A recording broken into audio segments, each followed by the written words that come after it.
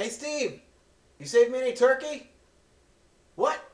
What do you mean go make Ready Set Game? I literally just released an episode like 2 days ago. It's been over a week? Are you kidding me? What the fuck? Hey everybody, and welcome back to Ready Set Game Week 5. 5 weeks already. I really feel like time's flying by and the news just keeps piling on. It's hard to sift through it all. We've got loads of great stuff this week, so dig in your heels, sit back, relax, don't go anywhere, and let's game. Before I can even report that Treyarch had removed Nuketown 2025 from the 24/7 playlist on Black Ops 2, they go ahead and put the map back in the game, rendering my news article obsolete and showing that I am quite slow at reporting some of this news. After removing the map for reasons they note as, quote, splitting the player base, unquote, an uproar across the players themselves quickly climaxed, claiming broken promises on Treyarch's behalf. Nuketown 2025 was a map only available for those who pre-ordered Black Ops 2, and still remains as such. The difference now is that it is part of a playlist called Chaos Marsh Pit. What this means is that players may not necessarily get to play Nuketown 2025 when they want to because maps in that playlist are randomly drawn, rotated, and then voted upon, limiting when Nuketown will be played. The icing on the cake is that the Chaos Marsh Pit playlist is only available to those who pre-ordered, making the player base even more split. I don't quite get the idea behind their fix. It's as if you're trying to their damnedest to keep Nuketown out of players' hands, something they promised to those that pre-ordered the game, as stated before. It's bizarre and the motives behind it aren't quite clear. Did you guys pre-order for the map? Are you upset it's gone? Are you even getting to play it as much as they are kind of promising that you are? Just sound off below and let me know. I'm really interested. Guys, don't panic. You went a week without Star Citizen news and I'm very sorry. I'm aware it was stressful, so I got you covered this week. In the crowd-funded game that is constantly impressing, perhaps the newest scrap of news is the most impressive so far. Star Citizen is officially the most crowd-funded game of all time, breaking over $6 million at the time of this recording. Every tier of reward has been unlocked, including, but not limited to, 100 star systems to explore upon the launch of the game, celebrity voice acting for Squadron 42, and at least one fan favorite from the Wing Commander series to return in this spiritual successor. As well as showing off an amazing looking cruiser inside and out for those that pledged a decent sum of cash, this game is shaping up to be one of the coolest sci-fi space sims ever. With a focus on immersion and a spiritual successor to Wing Commander, this game is one of the ones that you almost must own as a sci-fi fan. Wing Commander was one of my favorite games growing up, and having something like it has since been impossible to find. Needless to say, I dropped some money on this one and have yet to be disappointed, and I'm drooling at every tidbit of information they are dropping. Have you gone and funded it yet? Do you plan to? Do you like sci-fi sims? Then go do it. If you haven't, sound off below and tell me why you haven't. The wait is over. Your greasy little fingertips can now smear a brand new touchscreen in the form of the Wii U controller. The Wii U has finally launched, and since my life is one that essentially revolves around watching and playing new games, I've been poring over the reviews for the system. It's been an odd beast to tackle, that's for sure, as the reviews themselves have been bipolar at best. Lauding it here, criticizing it there doesn't seem to be an overall definite buy or avoid for the system yet. With the power of the Wii U's CPU capabilities being kept under wraps, it's unknown what the exact power behind it is. The launch titles are either mediocre at best like Zombie U, or excellent but ports of games lots of us gamers already own in the form of Batman and Mass Effect 3. New Super Mario Bros. U is being touted as excellent, but is that really a system seller to a lot of people? The real test will be when the new Xbox and PS4 are finally revealed and played. Will the Wii U be like the Wii and essentially be one generation behind, or can it stand toe-to-toe with the big boys in the hardcore gamer arena? Have you picked up the system? Let me know your thoughts below, as I have yet to go purchase it and am holding for that one must-buy game. The Walking Dead by Telltale Games' first season finally comes to an end, and I'll be damned if I didn't shed a tear. Finally wrapping up the storyline of Lee, Clementine, and the gang, let's just say that Telltale isn't afraid to do the Walking Dead thing to its fullest. Heartbreak, adrenaline, satisfaction, all these emotions come washing over you in the 1.5-hour conclusion to the game. The reception has been nothing short of phenomenal, and it's well deserved. Telltale has done something special here with storytelling, and the adventure genre has been reinvigorated in my eyes because of it. The real heavy focus on story was a perfect decision on their part for this particular game. Some of you may be having similar troubles as I am though, as there is a small percentage of us that have lost our game saves entirely.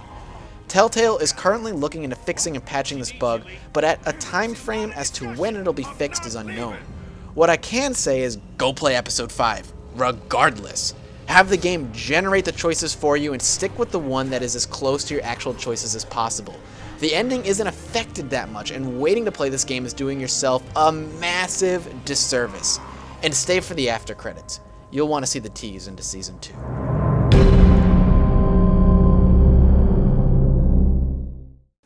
In the early 2000s, the MMORPG genre was the Wild West in many senses. Companies weren't sure what people wanted, and until World of Warcraft, there wasn't anything remotely resembling the optimal play model as far as gameplay goes. This led to some disasters like The Matrix Online, and some underappreciated but awesome games like Star Wars Galaxies. But one thing that did emerge was a genre-breaking game, so to speak. The first of its kind, and still pretty much the only one like it out there. And that was PlanetSide. Taking the idea behind the multiplayer of Battlefield 1942 and multiplying it by about 1,000 is the best way to describe the game. Massive 100-person battles vying and fighting for control of a continent was an everyday occurrence, and the 3-faction system ensured variety in troops and vehicles. Now Sony Online has decided to revive that game in its free-to-play sequel, aptly named PlanetSide 2. Bringing back all the factions and reimagining the original continents, all while making it free to download and jump in, makes it a very accessible game for new people. The biggest complaint thus far that I've read is that the game doesn't do too much to guide or teach the player the ins and outs of the maps, classes, or equipment. It also requires a pretty powerful PC to run optimally, so make sure you check the specs before jumping in. But on the plus side, it's free, so what's really stopping you? Jump in, try it out. PlanetSide 2 is well worth at least an hour of toying around. I'll be on the server Waterson on the Terran Republic. I'll see you there.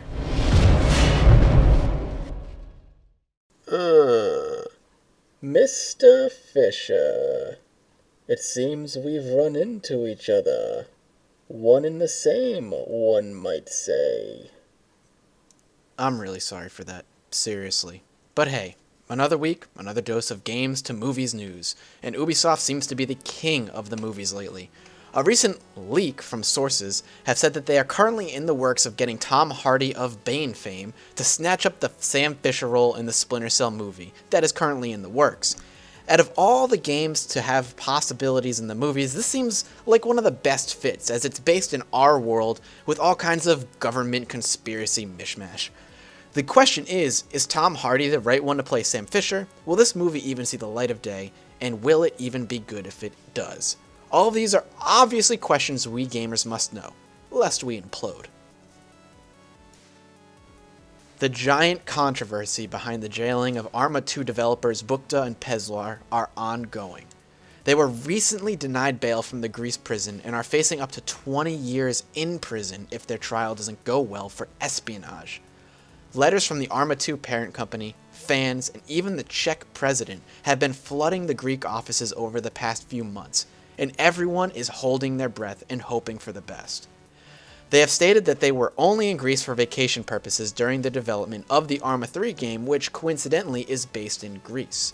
If this is truly a misunderstanding, then it's sad that the Greek government hasn't done much else about it, as they've now spent months inside jail with what they are saying is subpar care and substandard food. I'll keep you all posted as more news of this comes my way. For now, we can all hope for the best and wish for a fair and quick trial of the developers. And finally, we come to my indie focus of the news this week. And this week, it's going to be Towns. Quite the controversial topic over the past couple of weeks. After recently going up on Steam for $15 and marketed as finished, it quickly came to a lot of people's attention that this game was in fact not finished. An outcry from the purchasers of the game flooded the Steam forums crying foul, while other big-name YouTubers and reviewers such as Total Biscuit and Northern Lion have said it was bad business practice by the company to market a game as finished when it is in fact in version 0.8a. A lot of people have been messaging me saying that they have bought Minecraft in similar fashion for a higher price, and why does Minecraft get a free pass from the press but not Towns? The answer is that Minecraft had always marketed itself as openly in beta, and that's what it was selling. The controversy behind Towns is that it was not marketed as unfinished, but actually marketed as a finished product. Was this an oversight or a marketing ploy for more funding toward the game? It's all unknown for now. What's done is done, and people, including myself, are enjoying the game for what it is. What this does do is make people more aware and cautious buying greenlit games in the future on the off chance that it's not finished. The other question remains, who's at fault? The developers behind Towns for marketing it as finished, or Valve for letting it slip through? Sound off below.